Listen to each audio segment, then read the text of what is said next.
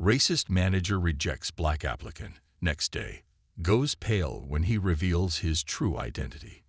In the high-stakes world of corporate ambition, where glass walls conceal whispered judgments and power is as fragile as it is coveted, one man's rejection would become another's revolution. Matthew walked into the interview expecting an opportunity but left with a wound of prejudice. Yet, like the oak growing stronger after a storm, his rise would shake the very roots of the firm that dismissed him. Matthew adjusted his tie as he stepped out of the elevator, taking a deep breath. The air was crisp, tinged with the faint scent of leather and polished wood. The offices of Barrett & Co. Consulting were as grand as he imagined.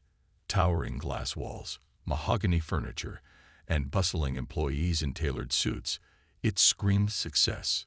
He had worked for years to reach this moment. This firm wasn't just another job opportunity. It was the same company his late mentor, Mr. Barrett, had founded decades ago. As a boy, Matthew had often heard Barrett's tales of building a firm rooted in excellence. "This place represents what's possible if you never stop striving," Barrett had once said. Now Matthew was here to claim his place. His resume spoke for itself. Years of entrepreneurship, successful businesses overseas, and a reputation for innovative thinking. But as he strode into the interview room, his confidence faltered slightly. Behind the desk sat Mr. Andrews, a stern-looking man with piercing gray eyes and a sharp jawline. His neatly combed silver hair gleamed under the office lights. Andrews rose briefly to shake Matthew's hand, his grip firm but impersonal. "Matthew, is it?" Andrews asked, motioning for him to sit. "Yes, sir. Thank you for having me," Matthew replied, his voice warm and steady. Andrews gave a curt nod, flipping through Matthew's resume with a furrowed brow. "Quite the varied experience you've had," he said, his tone devoid of enthusiasm. "Entrepreneurship overseas, I see. No prior consulting roles." Matthew leaned forward slightly. "That's correct. While I haven't held a formal consulting position, my businesses involved significant advisory work, strategic planning, organizational restructuring, even market entry strategies. In many ways, I've been a consultant for years." Andrews didn't look up. "Interesting," he muttered, the word dripping with skepticism. "Tell me, what makes you think you're a fit for a firm like Barrett & Co.? Our clients expect a certain pedigree." Matthew blinked. "Pedigree?" "Yes," Andrews said, finally meeting Matthew's gaze. "Our team consists of individuals who've been groomed in consulting firms, trained in the nuances of this industry. Your background, while impressive in its own way, is unconventional. We operate at a very high level here." Matthew's jaw tightened, but he kept his tone even. "I believe innovation often comes from unconventional backgrounds. My experiences allow me to approach problems with fresh perspectives. I successfully navigated industries and markets that required adaptability and ingenuity, skills your clients might value." Andrews leaned back in his chair, his lips curling into a faint, disinterested smile. "Adaptability," he repeated. "That's one way to put it." The conversation trudged on, with Andrews firing off rapid, pointed questions. "What's your experience with high-level financial modeling? How would you handle a client dissatisfied with our approach? Can you cite a time when you failed?" Matthew answered each question calmly and confidently, though Andrews interrupted frequently, barely letting him finish. The atmosphere grew colder with each exchange. Then came the moment that shifted the tone entirely. "You know," Andrews said, setting the resume aside, "Barrett & Co. has a certain image to uphold. Our clients expect consultants who reflect their values and experience. You seem ambitious, but ambition isn't always enough." Matthew tilted his head slightly, his brows furrowing. "I'm not sure I follow." Andrews's smile tightened. "Let's just say this isn't the kind of role for someone like you." The words hung in the air like a slap. Matthew felt a wave of heat rise to his face, but he suppressed it, forcing his voice to remain steady. "Someone like me?" he asked, his tone calm but firm. Andrews waved a hand dismissively. You know what I mean. The way this firm operates, the way we present ourselves, it requires a certain polish, a particular kind of fit. For the first time in years, Matthew found himself at a loss for words. He wanted to argue, to lay out his qualifications again, but something told him it wouldn't matter. Andrews had already decided. Standing, Matthew extended his hand. Thank you for your time, Mr. Andrews. Andrews shook it briefly, his expression unchanged. Best of luck in your future endeavors. As Matthew walked out of the office, his heart pounded. Not with anger, but with determination. He doesn't know it yet, Matthew thought, but this isn't the end of the story. And with that, he left Barrett & Co. for now. The boardroom was buzzing with whispers, the kind of subdued murmurs that hinted at collective uncertainty. Employees in sleek suits filled the space, their faces a mix of curiosity and concern. A podium stood at the front of the room, flanked by glossy banners bearing the company logo. This wasn't just a regular meeting. It was the kind of event that sent ripples through a firm like Barrett & Co.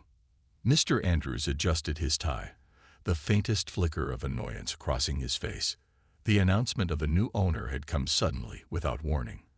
Worse still, the CEO had retired with barely a week's notice. For a man like Andrews, who thrived on control, the unpredictability was unsettling. They're keeping this whole thing shrouded in mystery, he muttered to a colleague. No transparency. No proper communication. Whoever this new owner is, I doubt they'll understand how things work here. The colleague nodded weakly, clearly uninterested in Andrews' usual complaints. Just then, a senior board member walked to the podium, tapping the microphone. The room fell silent. Ladies and gentlemen, thank you for gathering on such short notice. As you know, Barrett & Co. has been acquired by a global consulting powerhouse as part of an ambitious growth strategy. We're thrilled to introduce our new owner, who will also serve as our acting CEO. Andrews leaned forward in his chair, his lips pursed.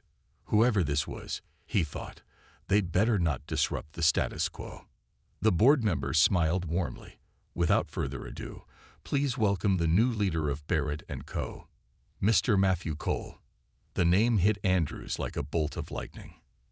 His head snapped toward the stage, his eyes widening in disbelief as Matthew walked onto the podium. There was no hesitation in Matthew's stride, no trace of the man Andrews had dismissed just days ago. Dressed in a tailored navy suit, his presence radiated quiet authority. Gasps rippled through the room, followed by a stunned silence. Andrews gripped the armrests of his chair, his face draining of color. For a moment, he was frozen, unable to comprehend what was unfolding before him. Matthew stepped up to the microphone, his expression calm but confident. "Good morning, everyone," he began, his deep voice steady and measured. "It's an honor to stand here today as the new leader of Barrett & Co." He paused, letting the weight of his words settle over the room. His eyes scanned the audience, briefly meeting Andrews' gaze. If he noticed the panic in Andrews' expression, he didn't let it show. "This firm has a long history of excellence," Matthew continued. "It's built on the hard work and dedication of its people. But as we look to the future, it's clear that we need to embrace change to remain competitive in an evolving industry." The room was silent, save for the faint scribbling of a few note-takers. Andrews shifted uncomfortably in his seat, his mind racing. How did this happen? How did I miss this? Matthew's tone sharpened, carrying a note of personal satisfaction. "Our goal moving forward is simple: to create an environment where the best talent can thrive, regardless of their background. We'll focus on equity, innovation, and a culture that values merit over appearances. That's the foundation of the vision I have for Barrett & Co." A smattering of applause broke out, hesitant but growing. Many employees seemed genuinely moved by Matthew's words, their initial shock giving way to hope. Andrews, however, remained stiff, his thoughts swirling. "This isn't the kind of role for someone like you." His own words from the interview echoed in his mind, taunting him. He felt a chill run down his spine As Matthew stepped away from the microphone, his speech concluded. Matthew descended from the podium, shaking hands with employees as he made his way through the crowd. When he finally approached Andrews, the room seemed to hold its breath. "We meet again, Mr. Andrews," Matthew said, his voice calm but deliberate. Andrews stammered, his usual composure nowhere to be found. "Mr. Cole, I didn't realize that I'd be standing here today." Matthew finished for him, his smile faint but unmistakable. "Life's full of surprises, isn't it?" Andrews opened his mouth to respond, but no words came.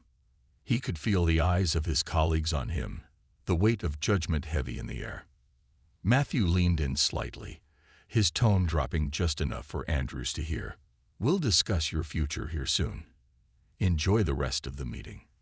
With that, Matthew walked away, leaving Andrews to sink into his chair, pale and panicked.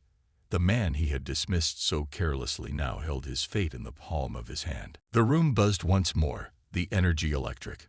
But for Andrews, all he could hear was the sound of his own heartbeat, pounding in his ears. Matthew's office, perched on the top floor of Barrett & Co., was a striking blend of modernity and elegance. The view from the expansive glass windows overlooked the city skyline, a reminder of the power and responsibility he now wielded. Yet, as Matthew sat at his desk, his focus wasn't on the view. In front of him were files, thick with data and testimony, that painted a disturbing picture of the firm's culture. The internal audit had been thorough. Discriminatory hiring practices, exclusionary policies, and a pattern of ignoring talented candidates for superficial reasons. It was all there in black and white. At the center of it all, Mr. Andrews. His name appeared repeatedly in complaints from employees and rejected applicants alike, each case more troubling than the last. Matthew closed the file with a quiet sigh. The evidence wasn't surprising, given his own experience with Andrews, but seeing it laid out so clearly stoked a fire within him. "This ends today," he thought. He pressed the intercom button. "Send Mr. Andrews in, please." Moments later, the door opened and Andrews walked in. His usual self-assured demeanor was noticeably absent. Instead, he seemed hesitant, his gaze darting around the room as if searching for a lifeline. He adjusted his tie nervously. "You wanted to see me, Mr. Cole?" Andrews asked, his voice a touch too polite. Matthew gestured to the chair opposite his desk. "Have a seat, Mr. Andrews." As Andrews sat, Matthew leaned forward, his hands clasped on the desk. His expression was calm, almost neutral, but there was an unmistakable intensity in his eyes. "I've spent the past few weeks reviewing the firm's hiring practices and workplace culture," Matthew began. His tone was measured, but each word carried weight. The findings were troubling. Andrews shifted uncomfortably. "Troubling? In what way?" Matthew opened one of the files, pulling out a few highlighted pages. "There's a clear pattern of discrimination in hiring decisions. Qualified candidates, exceptional candidates, were repeatedly dismissed or overlooked for reasons that had nothing to do with their abilities. And your name comes up in far too many of these cases." Andrews's face turned pale. I don't know what you're referring to," he stammered. "Any decisions I made were always in the best interest of the firm." Matthew's eyes narrowed. Were they, or were they based on personal biases? Andrew's mouth opened and closed like a fish out of water. "I was protecting the firm's reputation," he finally blurted out. "We have a certain standard, a certain image to uphold." Matthew's voice hardened, though his volume remained steady. "You weren't protecting the firm, Mr. Andrews. You were protecting your biases, and in doing so, you've not only harmed talented individuals, you've jeopardized the integrity of this company." Andrews' hands gripped the arms of his chair, his knuckles white. I didn't mean." Matthew cut him off, his tone unwavering. "This isn't about what you meant. This is about what you did, and what you failed to do." The silence that followed was deafening. Andrews looked down at his lap, his usual arrogance completely stripped away. Matthew leaned back, his gaze never leaving Andrews. "You have two options," he said, his voice calm but firm. "Option 1, you step down immediately. Option 2, you undergo extensive training on leadership, diversity, and inclusion. You'll take a demotion and work under direct supervision from the new leadership team." Andrews' head snapped up. "A demotion? After all these years?" "Yes," Matthew replied bluntly. "A demotion. Because your years of experience don't excuse your actions or the damage you've caused." Andrews' face contorted, a mix of anger and desperation. He wanted to argue, to fight back, but he knew the evidence against him was overwhelming. He also knew that Matthew wasn't someone he could manipulate or intimidate. After a long pause, Andrews nodded stiffly. "I'll take the second option." "Good," Matthew said, his tone softening just slightly. "You've been given a second chance. Don't waste it." As Andrews stood to leave, his shoulders slumped. Matthew watched him closely. This wasn't about revenge. It was about setting a new standard. Andrews would either rise to meet it or be left behind. When the door closed behind Andrews, Matthew exhaled, a sense of satisfaction washing over him. The shift in power dynamics was undeniable, but this wasn't the end. It was just the beginning of a transformation that Barrett & Co. desperately needed. The Barrett & Co. office hummed with a new energy. The once sterile halls now thrived with diverse faces and ideas, a stark contrast to the exclusive, stifling environment it had been just months before. Under Matthew's leadership, the firm was transforming, its reputation soaring as a forward-thinking powerhouse in the consulting industry. Matthew walked through the office one afternoon, observing his team. Each department buzzed with activity, their collaborative efforts yielding innovative solutions that were already catching the attention of high-profile clients. The changes hadn't come easy. There had been resistance, murmurs of dissatisfaction from those reluctant to let go of the old ways. But Matthew hadn't wavered. He believed in what the firm could become, and the results were speaking for themselves. Matthew had implemented sweeping reforms, anonymous recruitment to eliminate bias, mentorship programs to support underrepresented talent, and a focus on ideas over appearances. New hires brought fresh perspectives, shaking up outdated norms. For the first time in years, the firm felt alive. But not everyone embraced the changes right away.